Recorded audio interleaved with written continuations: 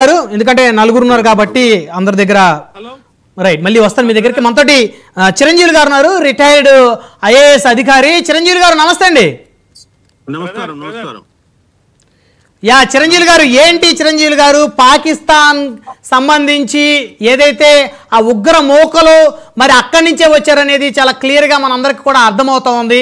అదేవిధంగా పాకిస్తాన్కి చెందిన కొన్ని యూట్యూబ్ ఛానళ్ళు భారతదేశం మీద విషయం కక్కుతా ఉంటే వారిని బ్యాన్ చేశారు.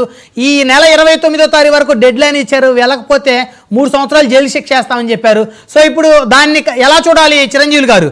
ఇంకెందుకు వారు మన దేశం విడిచిపెట్టి వెళ్ళరు? పాకిస్తాన్ అనేది ఒక టెర్రరిస్ట్ దేశం. ఇక్కడ మాట్లాడేటువంటి వక్తలు పాకిస్తాన్ సైడ్ లో మాట్లాడడం భారతదేశంలో నిజంగా చాలా బాధాకరమైన విషయం. నేనేం పాకిస్తాన్ ఇప్పటికీ ఎన్నిసార్లు టెర్రరిస్టులను పంపి ఈ దేశం మీద ఈ దేశాన్ని అస్థిరపరచాలని చెప్పేసి చేసిందో మనందరికీ తెలుసు. ఇంకా దానికి ఎవడో అమెరికాను పిలిచి ఇంకెవరినో పిలిచిన అవసరం లేదు. ఇది మన ఇంటర్నల్ వ్యవహారం, మనది మనం పరిష్కరించుకునే సత్తా మనకుంది. థర్డ్ పార్టీ అవసరం లేదు, ట్రంప్ రావాల్సిన అవసరం లేదు, ఇంకోటి అవసరం లేదు.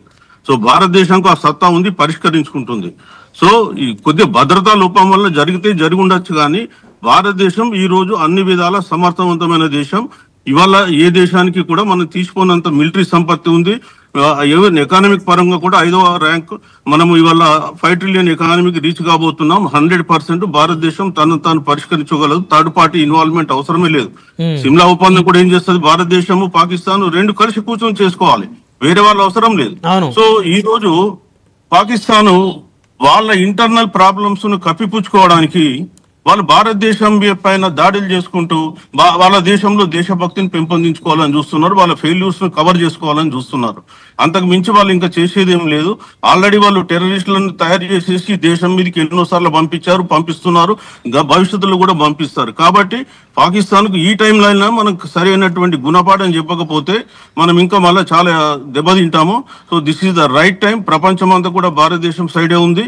100% భారతదేశం ఈ టైంలో కేవలం ఒక నదీ జలాలను ఆపడం కాదు, ఈవెన్ అక్కడ వాళ్ళ దేశానికి వెళ్ళేటువంటి ఆ సముద్ర మార్గం కూడా ఉంది, దాన్ని కూడా దిగ్బంధం చేసేసి అక్కడ ఎలాంటి సరుకులు కూడా పాకిస్తాన్కి పోకూడదు. పాకిస్తాన్ లో ఉన్నటువంటి ఉగ్రవాదులందరినీ పాకిస్తాన్ సరెండర్ చేసి భారతదేశానికి అప్పజెప్పేంత వరకు భారతదేశం దౌత్యపరంగా కానీ ఇంకా ఇతరత్ర కూడా పోవాల్సినటువంటి అవసరం ఉంది. సో భారతదేశము ఈ రోజు ఎవరికి మనం లొంగి ఉండాల్సినటువంటి అవసరం లేదు. పాకిస్తాన్ అనేది ఆల్వేస్ భారతదేశంలో అదొక అంతర్భాగము, దాన్ని ఎవరు భారతదేశం నుంచి విడదీయలేదు.